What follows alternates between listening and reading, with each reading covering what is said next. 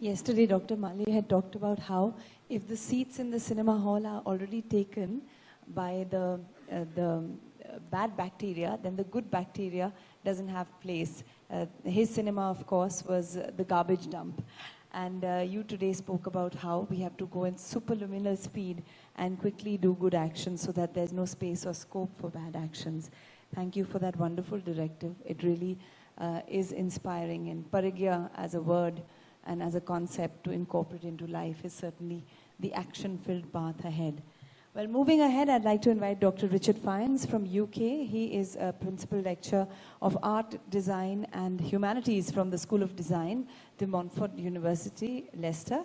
And whether it's trade, coinage and economy or researching on the sacred texts of the East, his interests take him all over the world. He has spoken at conferences at various places, and he is also a committee member of the Anglo-Ethiopian Society and Yorkshire Numismatic Society.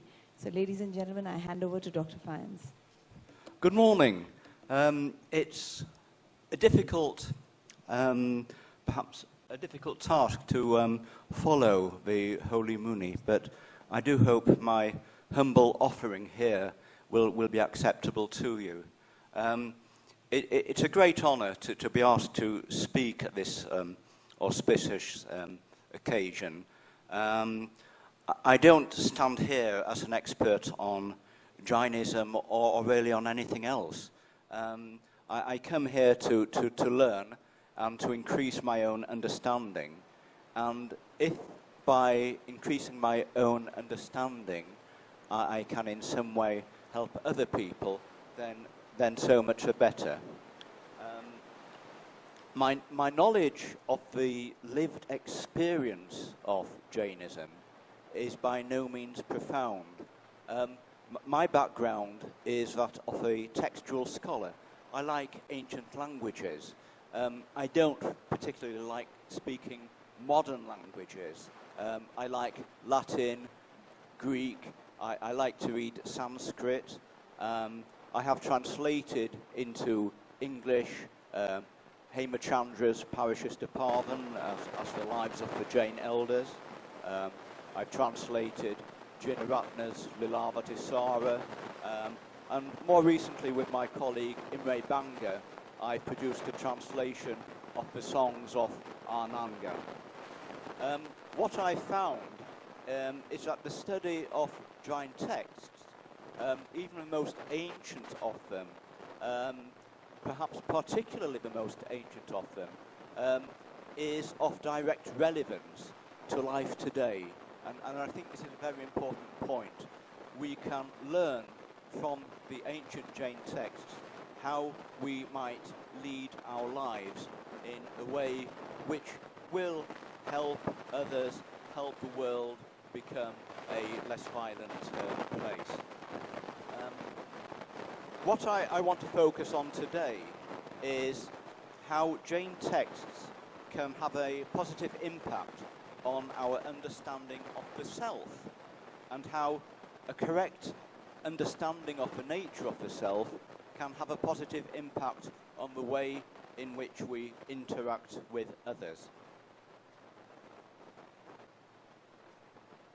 Yeah, good. I became interested in the self as part of a research project. This research project was funded by the Arts and Humanities Research Council of the United Kingdom. The project was called Atman and Psyche, Cosmology and the Self in Ancient India and in Ancient Greece. Now, it's an interesting fact that there are great similarities between ancient Indian ideas about the self and ancient Greek ideas about the self. And my colleagues and I looked into what we thought could be the possible reasons.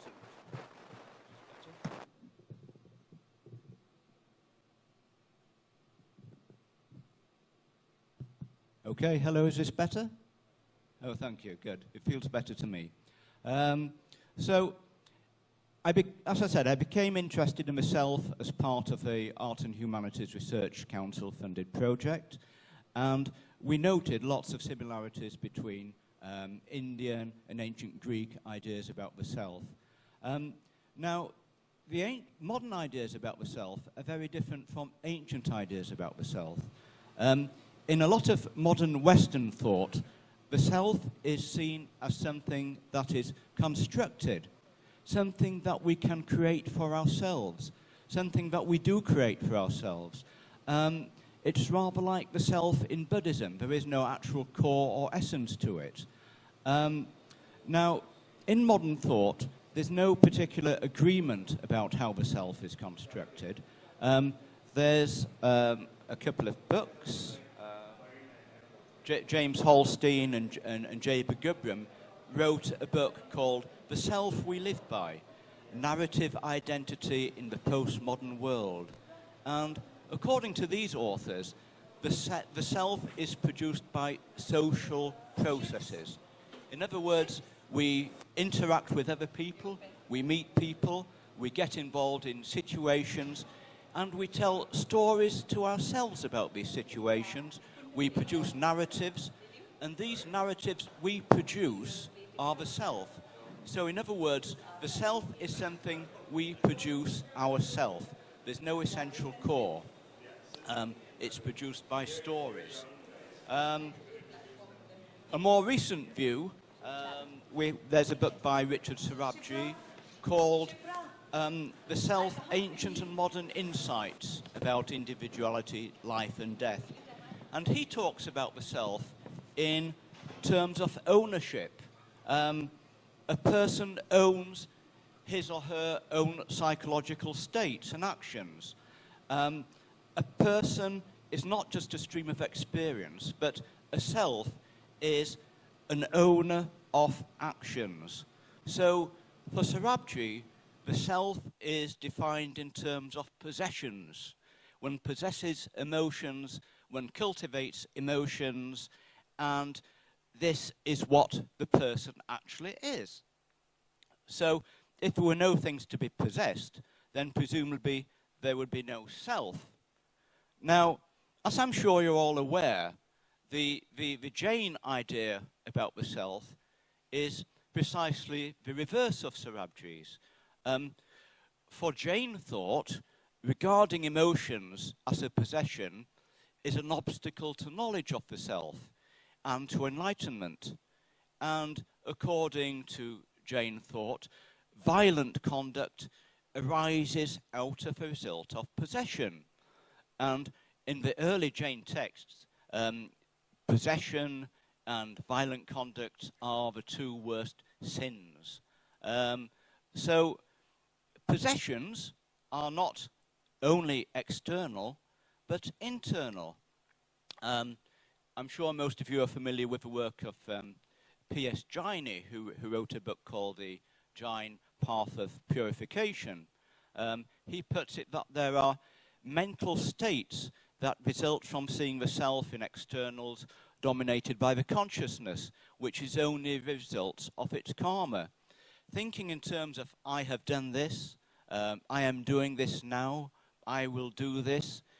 Thinking in terms of oneself as the agent of action, of karma, cultivating an emotional life in which one sees oneself as an agent of action, in the sense of luxuriating in emotions, in feelings, is a form of possessiveness, which, as I just said, is something that the early Jain texts tell us that we must avoid. And I stress that in much modern Western thought, the self is actually defined in this way. It's defined in terms of emotion, possessiveness, cultivation of emotion, luxuriation, feeling that emotions are a luxury which we possess.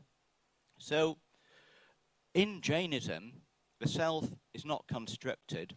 There is an essential self, but it can become obscured. It forgets its true nature.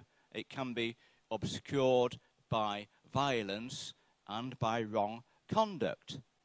Now,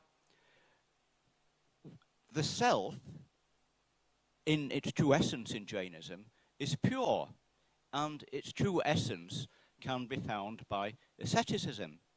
Now, the oldest text in the canon of the Shwetambar Jains is the Archaranga Sutra. The Archaranga Sutra, I suppose Archaranga can be described as rules for the conduct of life. Archaranga means conduct, how one should behave.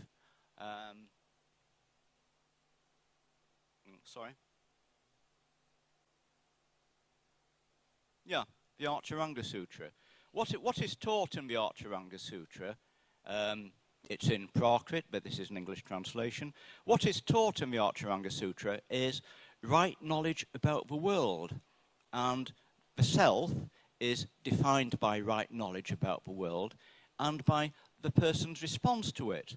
The world is full of sentient beings that exist in the elements of earth, fire, air, and water.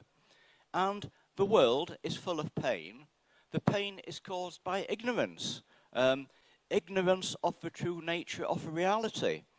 And it's caused by people whose violent actions cause suffering not only for other people and other beings, but also for themselves. The word for violence is himsa, and this is caused by ignorance of the true nature, people's ignorance of the true nature of themselves, of their own selves, and of the world. According to this ancient text, the world is afflicted, miserable, difficult to instruct, and without discrimination. In this world of pain, suffering by their different acts, see the unfortunate ones cause great pain. See, there are beings individually embodied. Now, he, the monk, the ascetic, comprehends the result of violence and applies himself to self-restraint. Some people come to know that this is indeed a knot. It is a delusion. It is death. It is hell. So, knowing this knowledge, having this knowledge of the nature of the world, then one defines oneself. One becomes one's true self. The Archaranga Sutra says, one should neither deny the world nor deny oneself. He who denies the world denies himself, and he who denies himself denies the world. This text clearly has relevance for the contemporary world in which we are living. And I believe that its relevance lies in its correct analysis of the nature of the world. Who can deny that the world is characterized by violence and that beings are full of pain and that the cause of suffering and violence is ignorance, ignorance of the true nature of oneself? So the answer to the actual problem of suffering provided by the Archaranga Sutra is self-restraint. But the Archaranga Sutra was written for Jain monks, Jain ascetics, who had taken the Mahavratas, the great vows of asceticism. I think the great gift to humanity of Acharya Tulsi Sri was to universalize this ethic, to make it available to everyone, all people, whether monks, layperson, whatever their religion, so that all people could share in its benefit. So for Anuvrat, I think, to be effective, there has to be an awareness of the true nature of the self, and the path of this awareness has been provided by Praksha meditation. This seems to me to be the way forward. I have little experience myself of this form of meditation, but I believe that it's something that can lead to a radical reorientation of one's state of mind, a movement from selfishness towards knowledge of the self, and hence to a proper way of relating to other selves. Now, We today live in the age of the selfie. We are all very keen to take photographs, selfies, and to put them up onto social media. And this is the way in which we choose to display ourselves to others. We see ourselves in terms of the selfie.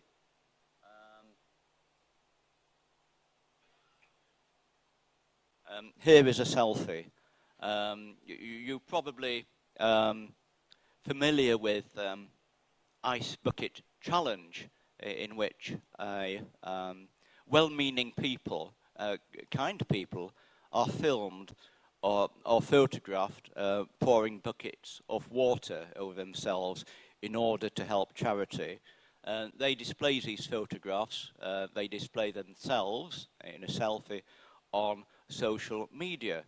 But, of course, their charitable impulses have an incorrect focus, because what they are actually doing is wasting an extremely valuable natural resource. When one thinks of the millions of gallons of water that were wasted over the summer during this craze for the Ice Bucket Challenge.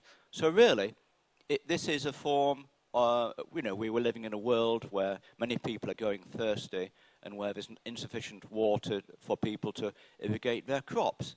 So this is a form of selfish behavior which people with a true enlightened knowledge of the nature of the self would not behave in.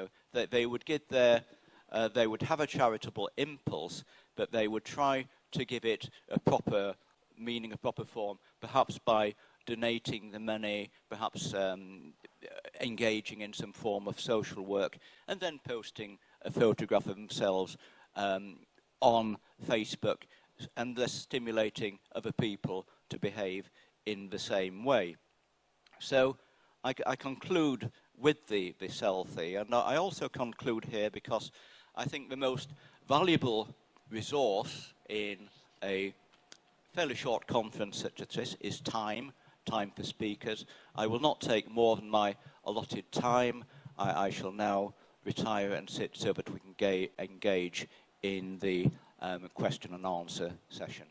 Thank you.